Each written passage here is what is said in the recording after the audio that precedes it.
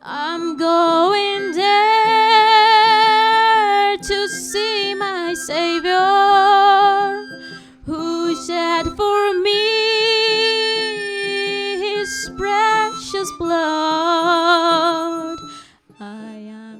Para todo ministro hay dos realidades que tienen que ser sostenidas en tensión: el llamado y la idoneidad.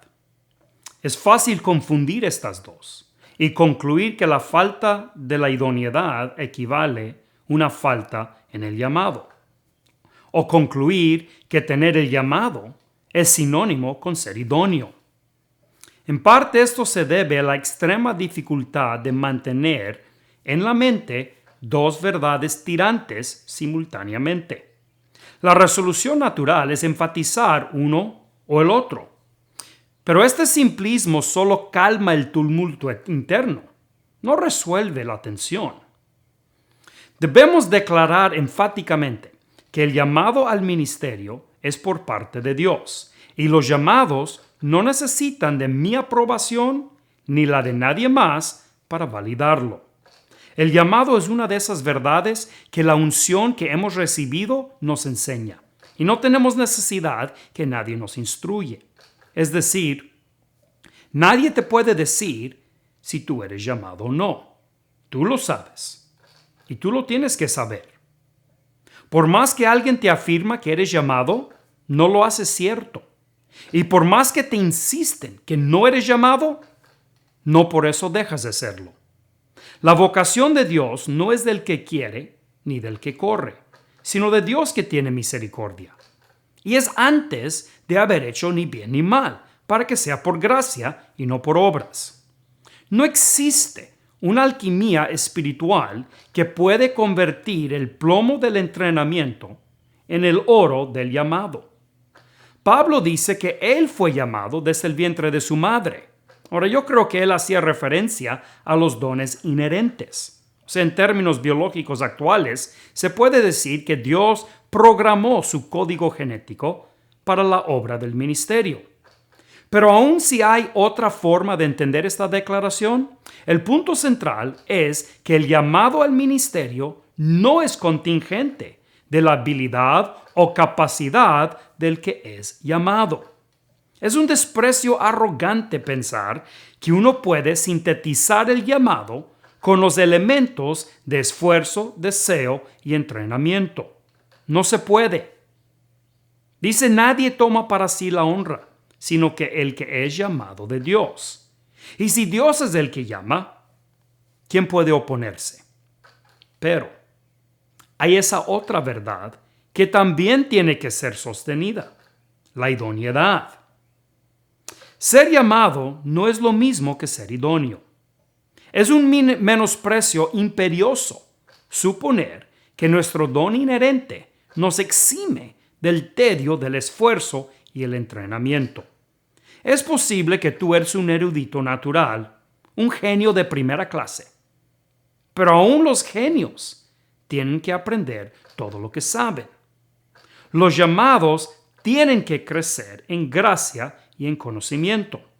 Aquel que confía que el llamado divino lo libera de tales obligaciones es una vergüenza al ministerio. El llamado y los dones de Dios no son para que nos esforcemos menos, son para que aprovechemos más el esfuerzo. Como ya cité, Pablo fue llamado desde el vientre de su madre, y por este llamado él alabó a Dios diciendo: por la gracia de Dios soy lo que soy. Pero eso no fue el fin del asunto. Él continúa diciendo: su gracia no ha sido en vano para conmigo. Antes, he trabajado más que todos ellos. Y tampoco debemos ignorar la conclusión, cuando él dice: pero no yo, sino la gracia de Dios que fue conmigo.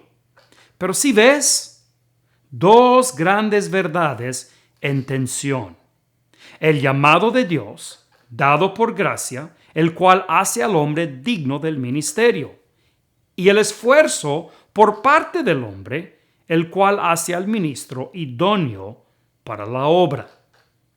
Sin duda, lo primero y lo postrero es la gracia. Pero en medio de todo es el esfuerzo. Pero los que exaltan solamente el llamado y los que exaltan solamente la idoneidad no respetan esta tensión y por consecuencia no son balanceados. Los unos creen que con puro esfuerzo y entrenamiento puedes servir con éxito y por lo tanto desprecian a los que no tienen más que una onda y unas pocas piedras. Los otros creen que el llamado existe libre y independiente de la agencia humana o cualquier otro mecanismo natural. Ser llamado no significa que no requieres de estudio, preparación, entrenamiento, capacitación, escuela o hasta seminario. Opinar que estos dos son mutuamente exclusivas es como pensar que el atleta no necesita entrenar porque ya tiene zapatos, o que el músico no necesita ensayar porque ya tiene instrumento. Te pregunto, ¿quién crees que entrena más? ¿Quién crees que ensaya más? ¿Quién crees que procura aprender más? ¿Quién crees que aprovecha más de maestros y entrenadores? ¿El entusiasta o el profesional? Preparación no es un atentado contra el llamado. Más bien, es la respuesta razonable al llamado. Yo no dudo ni menosprecio el llamado de cada uno de los ministros de Dios, pero tampoco voy a fingir que un llamado divino es una exención de la preparación humana. Muchos de ustedes ministros no son idóneos. Si eso te ofende, entienda, no es mi intención ofender, pero tampoco es mi ambición no ofender. Alabar a los que no son idóneos, como si lo fueran, es el desprecio blando de la adulación condescendiente. Esta afirmación positiva solo tiene apariencia de apoyo emocional, cuando en realidad es adormecerlos con una dosis de mediocridad y sofocarlos con la confianza inmerecida.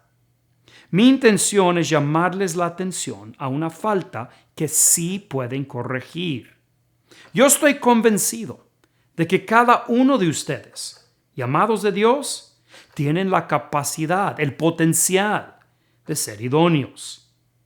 Pero capacidad y potencial no es lo mismo que logro y éxito. Todos necesitamos ocuparnos de nuestro llamado con temor y temblor. Cada ministro debe rehusar esa afirmación ligera y aprender a apreciar la disciplina y esfuerzo que caracteriza al campeón que lidia legítimamente. Acepta la palabra franca, pero de caridad que yo te ofrezco. Yo no digo que necesitas capacitación porque te hace falta un llamado o porque tu llamado es incompleto sin ello, ni porque desprecio tu llamado. Todo lo contrario. Yo digo que necesitas capacitación precisamente porque sí eres llamado por Dios. Y Dios exige que sus ministros sean realmente idóneos. I'll soon be free from every trial, and this from will rest beneath the sun.